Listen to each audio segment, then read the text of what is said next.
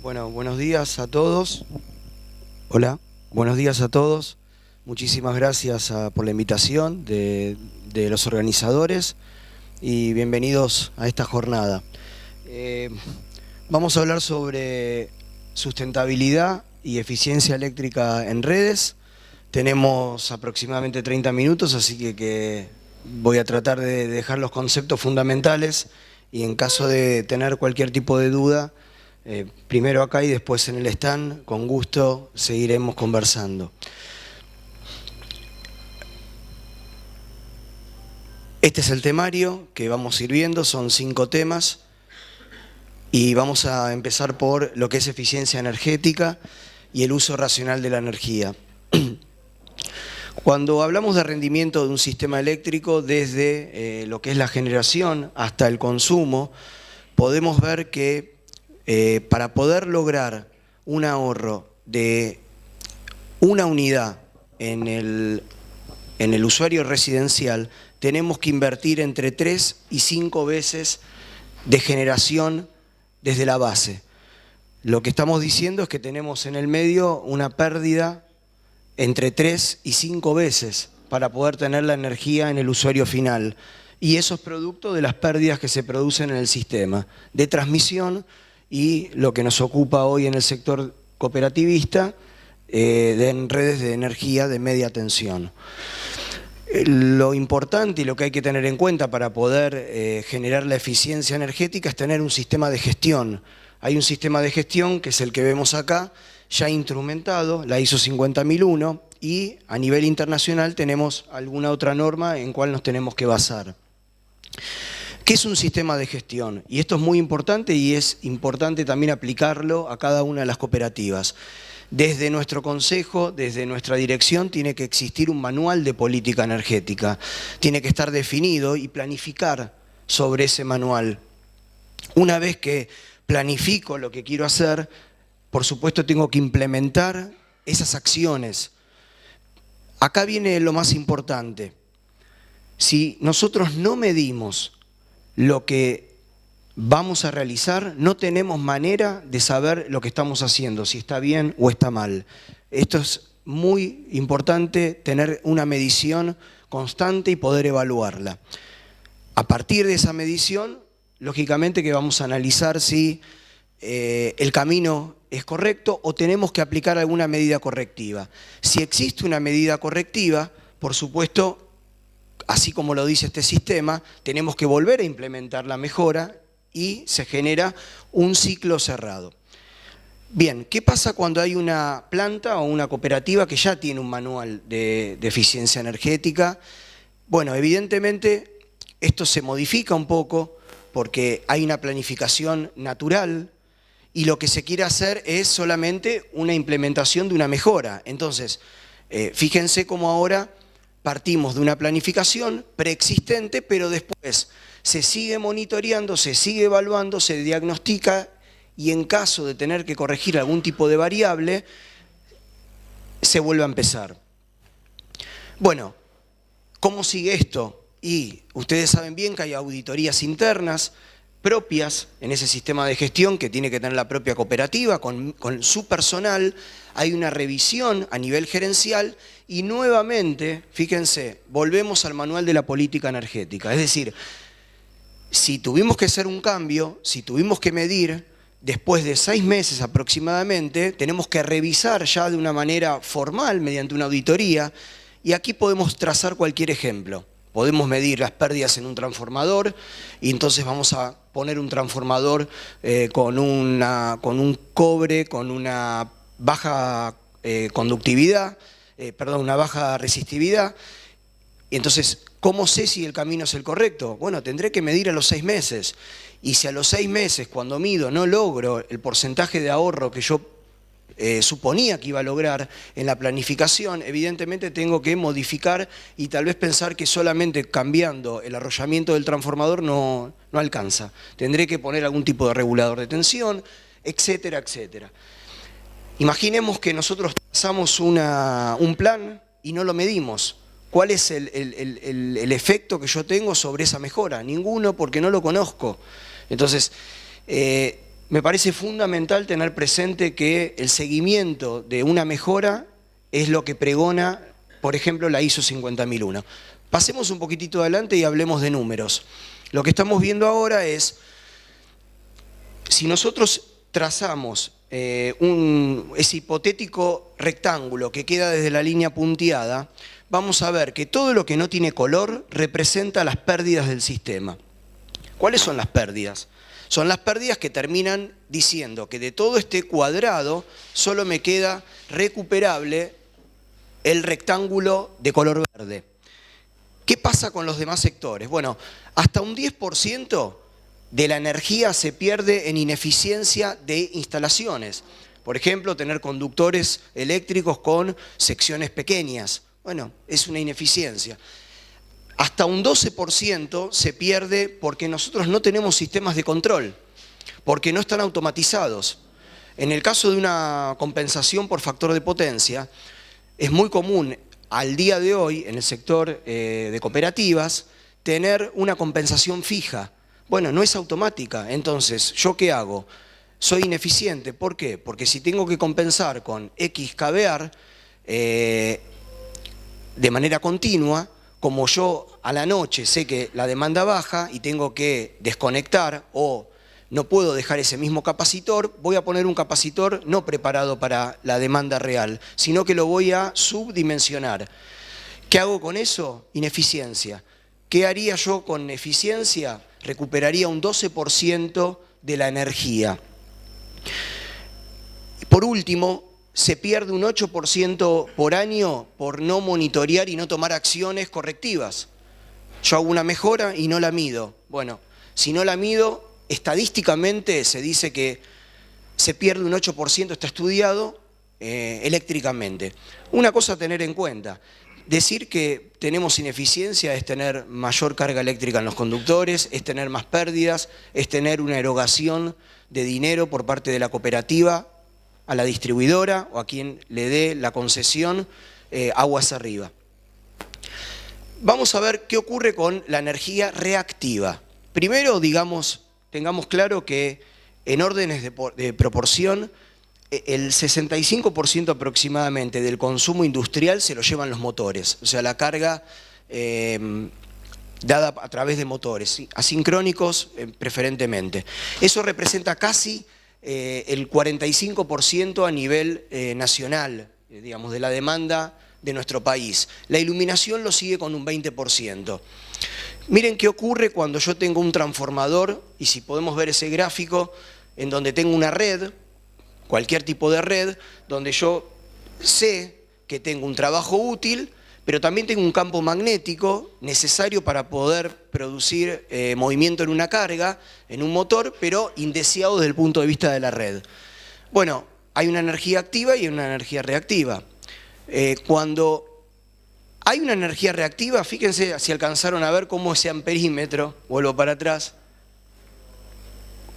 tener una carga reactiva implica que la corriente eléctrica que circula aumentó. Por eso la importancia de poder compensar con un sistema de capacitores.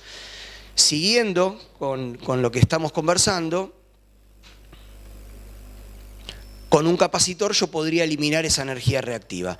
Bueno, a nivel general, bueno, desde la generación, transporte y distribución, hay una energía reactiva circulando en la carga y se debe compensar, porque es una energía de pérdida desde el punto de vista de la eficiencia eléctrica. Es una pérdida, con lo cual la recuperación de esa energía y ese dinero es una inversión.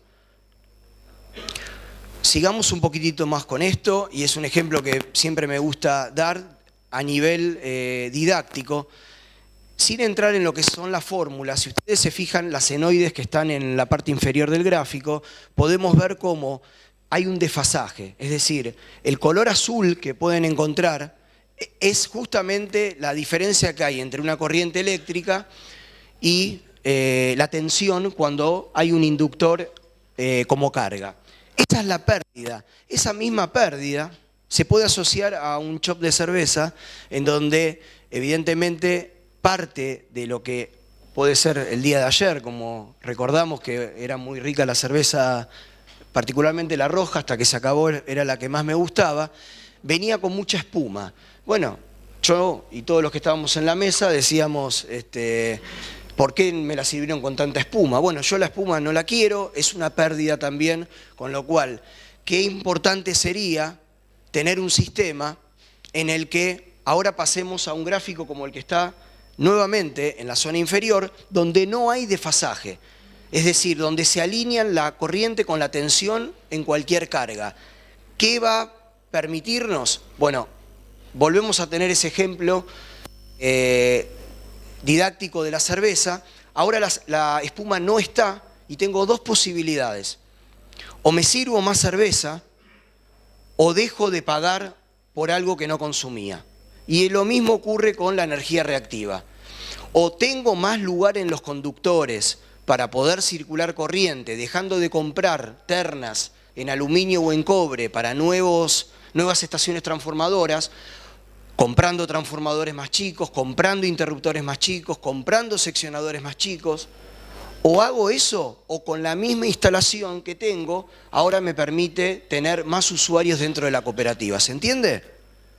Son dos posibilidades. O crezco con la misma inversión, o no crezco, pero no necesito erogar un gasto por un crecimiento de la demanda que debe ser de alrededor del 3 al 5% anual. Salgamos de aquí, revisemos lo que era una fórmula, y esto es muy simple, y no hay que complicarlo. Si un transformador que ven en este margen de 100 kVA entrega promedialmente 80 kilowatts, decimos que el rendimiento del sistema, no del transformador, es del 80%. El otro 20% lo perdí. Es decir, si vienen dos usuarios y me piden 10 kilowatts cada uno, no sé, chacareros, algún emprendimiento pequeño, mediano, yo les tengo que decir que no puedo darle. No puedo, tengo que comprar un nuevo transformador. Lo importante es que sí le podía dar, porque si hubiera hecho una compensación en ese mismo transformador, yo hubiera logrado no tener que salir a comprar uno nuevo. Fijemos el concepto, busquemos ahorrar ese 20% y tener una eficiencia lo más cercana a 100. Hagamos inversiones inteligentes. Si la tarifa ahora es un poco más lógica, podemos pensar en dónde invertir para poder potenciar y hacer un mejor uso de la concesión. ¿Cómo controlamos el factor de potencia? Midiendo, con reglamentaciones, analizando el costo que tiene la tarifa y con estudios de calidad de energía. ¿Y qué logramos? Bueno, gastos en generación, transporte y distribución, porque este ejemplo que les doy a ustedes de los 20 kilowatts lo pueden trasladar en una línea de transmisión de 132, de 500 kilovolt, lo podemos llevar a cualquier ejemplo de la red. Entonces reducimos gastos en general. Si nosotros hoy, les adelanto, aproximadamente se pierde un 10% desde la generación hasta la distribución a nivel general. Nosotros si tenemos aproximadamente 30 gigawatts instalados, 3 gigawatts, podemos hablar de varias ciudades que podríamos estar energizando si fuéramos totalmente eficientes. Es decir, esto llega hasta los generadores. Los generadores tienen que generar la ineficiencia del sistema y alguien la tiene que pagar. La paga el usuario final, pero la paga el usuario final, primero la paga el transportista, después la pagan los distribuidores, las cooperativas y después el usuario final. De algún lado sale. Y creo que más allá de que uno hoy tenga el gusto de conversar con ustedes de este tema, ya esto es una discusión. Es una discusión a nivel nacional y vamos a un camino de eficiencia. Reducir las pérdidas eléctricas, también evitar las penalidades. ¿Qué pasa si yo tengo un bajo factor de potencia? Gráficos para los técnicos. Acá hay varios técnicos, ¿no?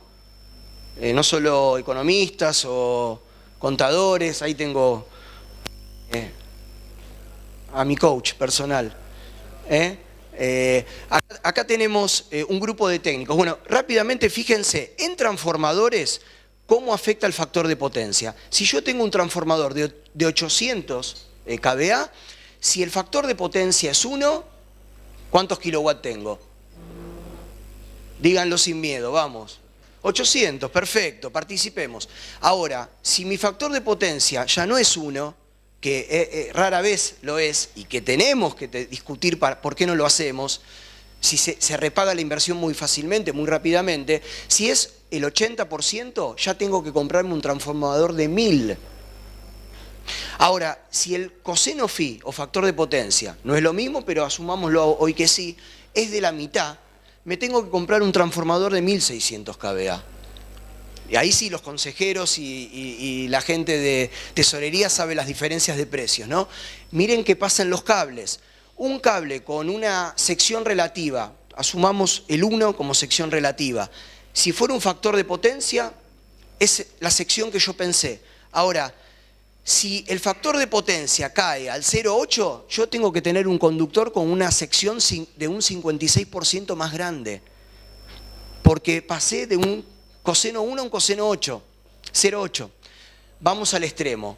Rara vez, y esto no debiera aplicar. Pero si yo me voy a un extremo de un coseno phi de 0,3, por algún problema, una subcompensación, se rompieron los bancos de capacitores en una cooperativa, puedo necesitar para transportar la misma energía un conductor 11 veces más grande. Compremos un conductor de esa sección y vemos la diferencia que hay engrandeciendo la sección 11 veces. No sé si lo vamos a encontrar, pero digamos, si lo encontraríamos, el costo que tendría ese conductor, autoportante, aluminio, con cualquier tipo de disposición, es elevado. Entonces, asumamos lo que nos está pasando si no somos eficientes. Contando un poquitito algo que nunca viene de más verlo para focalizar. ¿Dónde se producen las mayores pérdidas? Si de acá nos tenemos que volver a la cooperativa y empezamos a trabajar de vuelta el lunes y no mañana, digamos que el 38% de las pérdidas se producen en los alimentadores de media tensión. De un 100% de las pérdidas técnicas, casi el 40% en el alimentador. Revisémoslos. Yo marco los más importantes. El 7% se produce en el transformador. Hay nuevas tecnologías con transformadores. Miremos, a ver qué podemos encontrar con transformadores de poca resistividad o bajas pérdidas. Y el otro punto importante, en las redes de baja tensión se produce el otro 15% de pérdidas. Lo mismo, revisemos qué corriente está circulando, porque a mí me enseñaron siempre esto, no hace falta hacer todo bien. En el promedio las cosas me tienen que salir bien. Es decir, si yo hoy tengo un cargo de cualquier índole en la cooperativa, en el emprendimiento, todo bien no tengo que hacer. Ahora, si alguien me pide explicaciones, yo te corregí lo que más afectaba como pérdida. Apuntemos a eso. Y por eso es un buen momento para empezar, ¿no? Con lo cual, en esas 3 pérdidas que seguro que tomaron nota, tenemos a disposición también el material, ya tenemos el 60% controlado. Veamos lo que pasa a nivel nacional. Es un índice del año pasado. Fíjense que tenemos en cooperativas, desde cooperativas con pérdidas técnicas y no técnicas muy eficientes que alcanzan el 5% hasta algunas que alcanzan el 40%. Mirémonos puertas adentro, cada uno de ustedes, en dónde se pueden ajustar. ¿Dónde están más cerca? ¿Del 5 o del 40%? El promedio que nos da a nivel nacional es de alrededor del 6%. Y lo pueden ver también porque si uno hace una línea media, está en esos valores. También podemos concluir que hasta un 40% de la energía que entregamos a los usuarios se pierde en las empresas de distribución, en el sector de distribución. ¿Qué pasa? ¿Qué relación hay entre el coseno phi y las pérdidas? Cuando aumentan las pérdidas, baja el coseno phi. Se genera ese efecto. Entonces, una cosa va llevando a la otra, un poco como nos pasa en el organismo, ¿no? Con algunas cosas que un problema de un lado, un dolor en un lado repercute con un órgano cerca y si no lo controlo puedo tener problemas de otra índole. Bueno, acá también. En la energía eléctrica se magnifican. Pasamos a un segundo tema. Compensación del factor de potencia. Ahora vamos a ver claves de lo que es la compensación. Para los técnicos, miren, una red de 132, cabecera en la cooperativa, por ejemplo, en una cooperativa muy grande, o si no, asuman que ese 132 con un trafo azul puede decir 33. Bueno, aguas abajo tenemos una red de 13,2 o 33. ¿Cómo se compensa? Bueno, tenemos grandes bancos en subestación, que alguna cooperativa los tiene, en 13,2 o en 33 kilovolt. Pero lo más común que tienen las cooperativas son los famosos bancos de poste. Son un conjunto de capacitores que se ponen junto con llaves especiales para poder desconectarlas sin carga, que son las que ven aquí en este gráfico. Son tipo poste. No es la única manera de compensar. Busquemos un poquitito más ejemplos. Tenemos en el stand, pero no somos los únicos que fabricamos estos equipos, bancos fijos que se colocan cada tantos kilómetros que tienen dentro un capacitor. No lo recomiendo. No lo recomiendo porque hoy estoy hablando de eficiencia. Y un banco fijo no es hacer eficiencia, es hacer algo mejor que nada. También tenemos posibilidades de equipos especializados, distintos, como bancos automáticos en 400 volt. Algunos vieron también en el stand. Esto es, sí, interesante para ponerlo al lado del transformador. Un banco de baja tensión al lado del transformador le permitiría a la cooperativa, en los centros urbanos, que siempre están muy congestionados, sobre todo en los picos de invierno y de verano, tener un coseno Fi 1. Y recordemos hace unos 10 minutos, tener un coseno Fi 1 logra la primer ventaja, tener un 20% más, en el caso de tener un 0,8, de potencia disponible para mi red. Imaginemos los cortes. Muchas veces se producen por calentamiento en los conductores. Calentamiento en los conductores, ¿por qué? Porque tienen que entregar más corriente de la necesaria. ¿Cómo se puede corregir? Con un banco de capacitores. Entonces, cuando un cliente me diga, me pida factibilidad por nueva potencia, yo le digo, ahora no compro un nuevo trafo, ahora te empiezo a, entre comillas, a cobrar, ahora te doy tu medidor en una semana. No tengo que esperar que me apruebe el consejo un transformador nuevo. O, si no hay nadie que necesite más demanda, puedo dormir tranquilo que tengo un transformador con capacidad para poder compensar sobrecargas en esos momentos de invierno y de verano, donde los aires acondicionados o sistemas de calefacción a través de energía eléctrica producen un aumento de la demanda. Eso es fundamental, la estrategia de los gerentes. Bueno, hay otros equipos, no es fin ir a cada uno de ellos, simplemente en este desayuno, que lo veo medio, no los veo desayunando, quiero fijar nada más que el concepto para dónde debiéramos ir. Algo que me parece importante, tenemos un equipo, y esto lo conversamos con, esto también habría que corregir, la pila de... Es demasiada eficiencia. Esto se llama Home Cap. A ver, no está todavía regulado en la Argentina, en otros países sí. Si nosotros le podríamos poner a cada uno de los nuevos medidores un medidor que entra en el gabinete de acometida junto con el nuevo medidor, que creo que se están cambiando muchos, y es un capacitor chiquitito así, si todos los usuarios tuvieran el capacitor, parte del trabajo ya estaría hecho. Bueno, regulatoriamente no es una obligación, salvo unos usuarios particulares, alguna tarifa particular, pero se los dejo para que lo piensen. Tiene un costo muy bajo. Y si uno tiene que entregar un medidor que tiene un costo y le puede agregar un capacitor para mejorar la eficiencia de la línea y no tener que después salir a comprar un banco de capacitores en un transformador de 13.2.400, es una posibilidad. Así que para pensar el fin de semana. Bueno, y ahí tenemos un poco lo que creo que es más para ustedes, marcado en rojo. El círculo rojo y un cuarto. Bueno, un ejemplo que les quiero dar. Un ejemplo de ¿conviene o no conviene poner un banco de capacitores al lado de un transformador? ¿Conviene o no conviene, colegas? Bueno, un ejemplo rápido, porque seguramente a uno lo echan de un momento para el otro. Esperemos que no venga el próximo tan rápido. Tenemos un transformador de 500 kVA.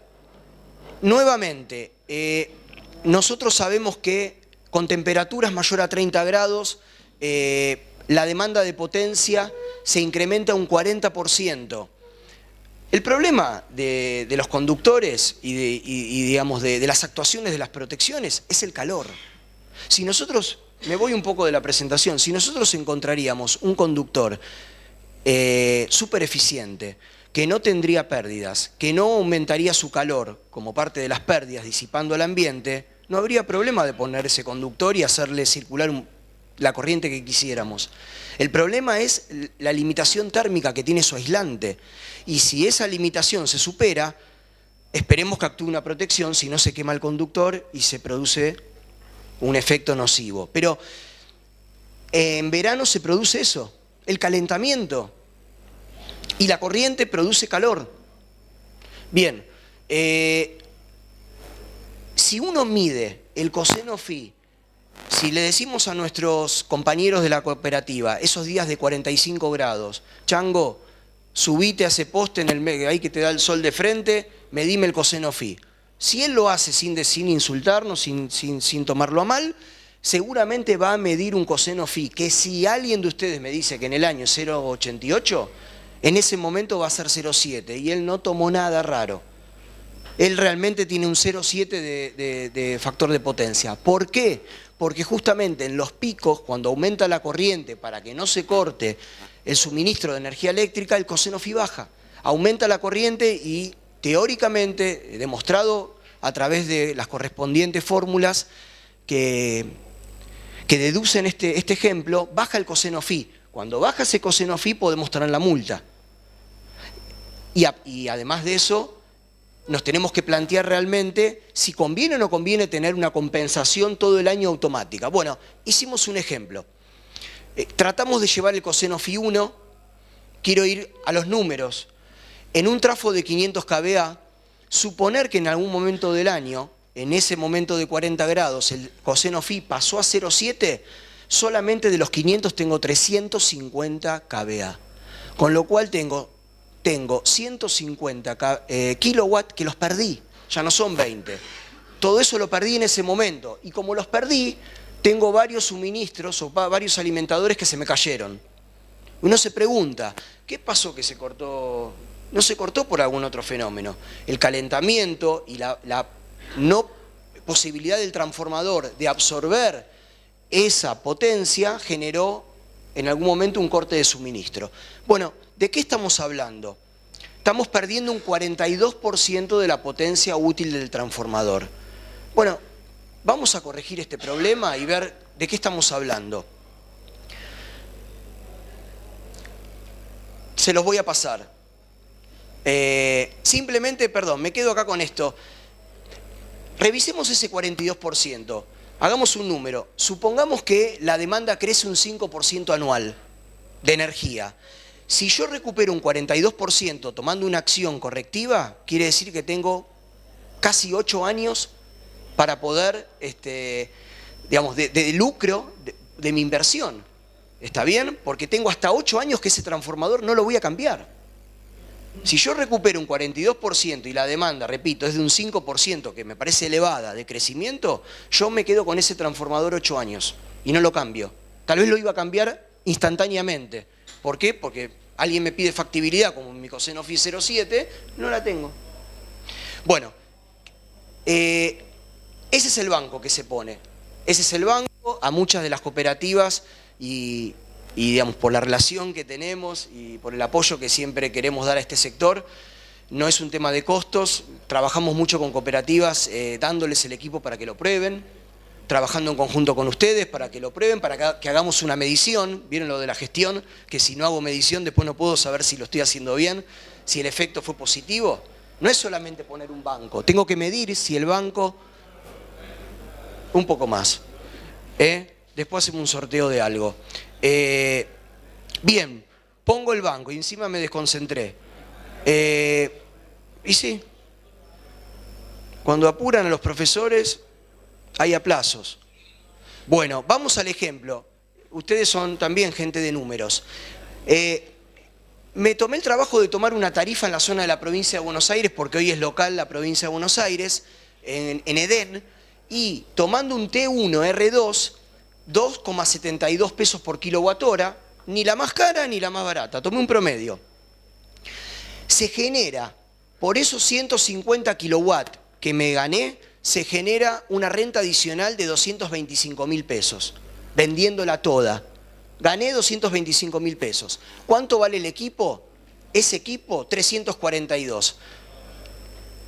¿En cuánto tiempo amortizo la inversión? En 1 mes y medio. Con el dólar de hoy. Un ejemplo, en 1 mes y medio.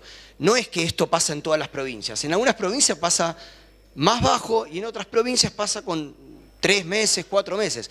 Ahora, después de la amortización es todo ganancia para la cooperativa. Y esa es la idea. Entonces, analicemos las inversiones que vamos a hacer de acá en adelante. Y si es verdad que Lucas me va a echar, pongamos algún puntito más como característica. Todos los contratos de concesión que me tocó ver exigen que la concesionaria tenga que darle al usuario la potencia que le pide. Después podemos negociar, dame tiempo, no me voy a pelear, vos pagámelo de esta manera, pero hay una exigencia de entregar la potencia necesaria y eso lo da el organismo de control. Hay un EPRE que nos mide la calidad del producto, donde nos analiza la calidad de la energía, el nivel de armónicos, hay una calidad de servicio y hay una calidad de servicio comercial. Esto se mide y ustedes lo saben bien y muchas veces tienen discusiones por cuestiones que suceden por incumplimiento, por no estar exactamente con la norma y hay que dar siempre una explicación. Pero también hay algo que dice el reglamento de las cooperativas y de cualquier empresa concesionaria que tiene que promover la cooperativa con el EPRE la adquisición de productos eléctricos para poder dar la eficiencia correctamente y el control y la calidad del servicio que necesitan los usuarios. O sea, hay un incentivo para equiparnos eficientemente. Paso a otro tema, la moda del reconectador. A ver, ¿de qué estamos hablando? El 80% de las fallas, el reconectador es parte de lo que es una eficiencia. El reconectador lo que hace es poder operar ante fallas transitorias y poder evitar que esa falla transitoria me deje una línea afuera. A ver, en el 80% de las fallas que se producen en las redes aéreas son temporales. Justamente por eso se utilizan muchos reconectadores. Rápidamente, ¿en dónde se usa todo este sistema? Bueno, lo que vemos al principio es un seccionador fusible, es el principal elemento básico de maniobra. Y fíjense, existen hoy en día equipos que hacen las dos cosas, seccionan y seccionalizan. Lo podemos ver con detenimiento en el stand. Bueno, por suerte nosotros tenemos uno. No es un seccionalizador y además hay que comprar un seccionador. Es un seccionador y además es seccionalizador bajo carga. Bueno, después viene el reconectador y después puede haber algún tipo de interruptor en la subestación en cooperativas importantes o aguas arriba en la distribuidora. ¿Qué ventaja, qué problemas tiene? ¿Por qué integro un equipo? Bueno, la posibilidad, hay que tratar de tener un reconectador con un seccionador. ¿Por qué? Porque de no tenerlo tengo falta de productividad, porque no tengo la energía, porque ustedes saben que el seccionalizador aísla la falla y el reconectador abre ante fallas. Tengo gastos indebidos de mantenimiento, porque no los integré, porque primero me compré una cosa, después me compré la otra, y esto se hace al mismo tiempo. Tengo costos operativos, porque si yo tengo un reconectador solo y no tengo un seccionalizador, cuando abre el reconectador por una falla permanente, perdí toda la red. Perdí toda la red. Todo lo que está aguas abajo del reconectador, no escucho. Ya me voy. Y queda corto esto. Y uno quiere ir despacio y bueno, vamos con las ventajas. Tener reconectadores con seccionadores reduce la cantidad de energía no suministrada, reduce costos operativos y lucro cesante. Les doy unos datos. Estos son unos datos últimos que no quería dejar de poner y por eso ayer antes de la cena me vieron con la computadora. 4 tramos de línea. Ustedes saben lo que es el SAIFI y el SAIDI, tiene que ver con los índices de frecuencia de fallas por cliente por año y horas sin suministro por cliente del año. A ver, no lo voy a poder explicar como quiero, pero hay una mejora y yo le voy a hablar de la mejora. Si nosotros utilizamos reconectadores con seccionadores, tenemos una mejora del índice de la cantidad de fallas del 45%. Mejoramos el 45% de nuestro nivel de fallas si no lo teníamos. Si utilizamos el índice SAIDI, pasamos al 40% de mejora. Y con respecto a la energía no suministrada, es decir, cuánta energía yo no pude suministrar por corte, mejoré un 37,8%.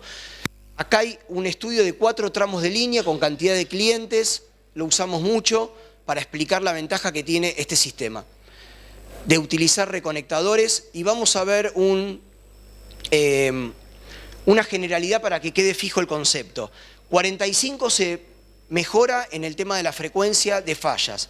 En las horas que tuvieron fallas las líneas se mejora un 40 y un 37. Bien, esos son mejoras concretas por tener un sistema, y evidentemente me parece que ahí hay un colega también que tiene reconectadores como parte de su provisión.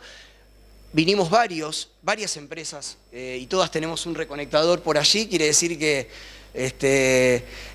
evidentemente hay una conciencia de las cooperativas para tomar impulso en este camino de la eficiencia. Brindamos por eso. Lo último, 1 minuto y medio. ¿Puede ser 1 minuto y medio? 1 minuto y medio. Simplemente, rápido. ¿Por qué tengo la suerte y la dicha de estar acá? Esta empresa nace en el año 58, por si no la conocen. Tuvo diferentes etapas. Nace como fábrica de capacitores monofásicos y el año 2000, ustedes que también los recuerdan, generó cambios de todo tipo, cambios políticos. Dejamos de fabricar esos capacitores y logramos una alianza estratégica entre nuestras máquinas y la tecnología Siemens con el grupo EPCOS TDK Japón, Alemania y Siemens. Seguimos trabajando en esa alianza estratégica y por eso nos podemos apoyar con tecnología muy de punta y probada en todo el mundo. Y en el año 2018 lo que estamos tratando es ir a la eficiencia energética en cada una de las líneas de nuestros productos. Un raconto de lo que pasaron en todos estos años, de cómo fue cambiando el ECON, pero algo que no voy a dejar de repetir hasta el último día que dé una disertación. Esta persona que está ahí con el pelo negro es del año 80 y hoy está en la central Achiras, poniendo en marcha el banco de capacitores para la última central de Córdoba. Entonces, ¿qué digo con esto? Que nuestro equipo está lleno de gente con experiencia, por decirlo, y nos enorgullece eso, tener las 3 camadas, los jóvenes, los de mediana edad y la gente con experiencia, porque siempre es la que resuelve como corresponde el problema. En la Argentina tenemos una planta de 3.000 metros cuadrados, está en Buenos Aires, están todos invitados, avisen, así hacemos el lunch que corresponda, y en el mundo contamos con fábricas que nos pueden abastecer de los insumos a través de la alianza estratégica que hablamos antes. Cómo fue avanzando nuestra tecnología, las certificaciones y cómo son ahora las instalaciones, que le decimos hospitales, muy dignas, con un control de calidad de cada uno de los productos. Y ahí hay algunas fotos de lo que es una fábrica y no un hospital. Tiene piso que parece no de fábrica. El control de calidad que le hacemos a cada uno de los insumos, productos en media y en baja tensión. No me interesa hablar mucho de esos productos, ustedes pueden verlos, pueden entrar a la página. Lo que quería era fijar conceptos de eficiencia, pero bueno, me permito pasar por una gama de productos muy grandes, desde fusibles, controladores, tableros eléctricos, nuevos tableros eléctricos, tableros para subestaciones y para centrales de energía, sobre todo energía eólica y solar, tecnología de punta para poder operar circuitos eléctricos en baja y en media tensión. Los tenemos y los pueden revisar. Parte de todo esto está en el folleto. Bueno, atendemos todos los mercados, pero de verdad, y ahí hay otro director, en el de las cooperativas es en el que nos sentimos más cómodos, por lo menos los directores, por las cosas que pasan, como por ejemplo anoche, y esperemos que hoy también la pasemos como ayer. Los clientes de Lecon, bueno, la verdad que con 58 años en general tenemos empresas de energía y en todo el país, que son nuestros grandes consumidores. La experiencia, 22.000 equipos puestos en, por ejemplo, en media tensión. Vamos a lo último. Me interesa que sepan esto. Cuando nos llaman a nosotros, pueden encontrar de Lecon una única solución. No vendemos productos, vendemos proyectos completos de ingeniería con un servicio. Vamos a estar en las cooperativas. Vamos sin costo a las cooperativas. Vamos a trabajar con ustedes para mejorar la eficiencia. Llámennos, lo van a comprobar. Veo caras que me miran muy mal, entonces yo, por mi integridad física, voy a tener que empezar a irme. ¿Alguna pregunta? La verdad, esto quedó claro. ¿Una pregunta alguna? ¿Alguna pregunta? No hay ninguna pregunta, eso siempre le digo a mis alumnos, es porque no se entendió nada o porque no se animan a preguntar. La verdad, no sé cuál de las dos es, lo que sí, bueno, cada vez que termine una clase o un momento como este, me siento muy contento, muy agradecido por el respeto y gracias por escuchar y cualquier duda que tengan, en cualquier lugar, con mi celular, estoy a disposición. Perdón por el retraso, pero esto es hacerlo con pasión, así que...